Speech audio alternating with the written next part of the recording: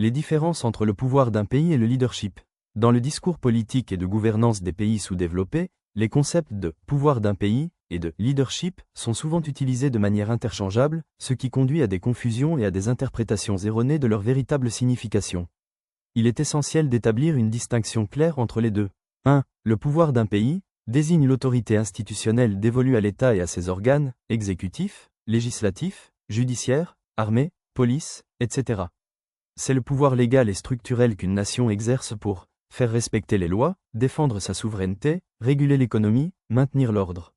Ce pouvoir est ancré dans les constitutions et les lois, les institutions gouvernementales et les fonctions publiques, les forces militaires et de police, le contrôle économique et la gestion des ressources, la politique étrangère et l'influence diplomatique. Le pouvoir d'un pays peut être accent aigu hereditable, transférable et souvent impersonnel. Il appartient à l'État et est transmis à quiconque occupe des fonctions officielles, indépendamment de ses qualités personnelles. 2. Le leadership est au-delà des titres. Il est personnel et dynamique. Il désigne la capacité d'un individu ou d'un groupe à inspirer, influencer et guider les personnes vers une vision ou un objectif commun. Le véritable leadership implique une vision et une direction, une autorité morale et la confiance. La capacité à mobiliser les populations, la résolution de problèmes et la prise de décision dans l'incertitude, le courage de remettre en question et de réformer les systèmes. Le leadership ne nécessite pas obligatoirement un pouvoir formel. On peut être leader sans détenir de poste officiel, et à l'inverse, tout détenteur de fonction officielle n'est pas nécessairement un leader. 3. Tendance et confusion. Les systèmes politiques ont tendance à confondre pouvoir institutionnel et capacité de leadership.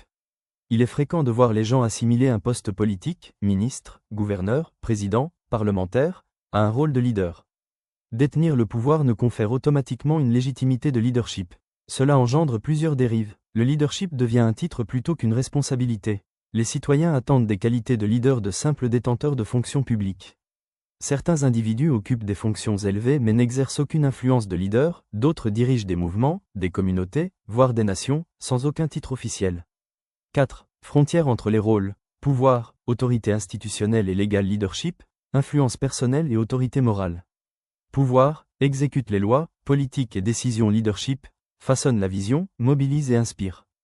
Pouvoir, se transmet par élection ou nomination leadership, se construit dans le temps par la confiance. Pouvoir, gère les systèmes et la bureaucratie leadership, remet en question et fait évoluer les systèmes.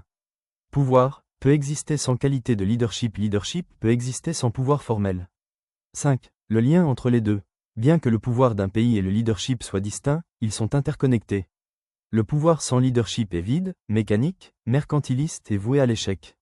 Le leadership sans accès au pouvoir reste limité dans sa capacité d'exécution. Le système de gouvernance idéal est celui qui aligne le pouvoir institutionnel avec une véritable capacité de leadership, permettant ainsi aux visionnaires d'agir au sein de structures leur donnant les moyens de réaliser leur vision. 6. Toutes les fonctions politiques sont-elles des rôles de leadership ? Non, toutes les fonctions politiques ne sont pas des rôles de leadership. Beaucoup de postes sont administratifs, techniques ou représentatifs. Par exemple, un employé dans un ministère peut détenir un poste politique sans qu'on attende de lui qu'il soit un leader. Un député a des responsabilités de représentation mais ne possède pas forcément les qualités d'un leader. Un ministre ou un président, en revanche, est censé être et agir comme un leader, définir des orientations et mobiliser les ressources. Cependant, le titre seul ne garantit pas le leadership. C'est la vision, le courage et l'influence de l'individu qui déterminent s'il est véritablement un leader. Conclusion, il y a nécessité d'une différenciation consciente. Le progrès d'une nation dépend de l'alignement entre son pouvoir institutionnel et un leadership vrai. Les peuples doivent être conscients de cette distinction et éviter de glorifier les titres au détriment de la substance. Le véritable leadership transforme le pouvoir d'un simple outil de contrôle en une force de changement positif.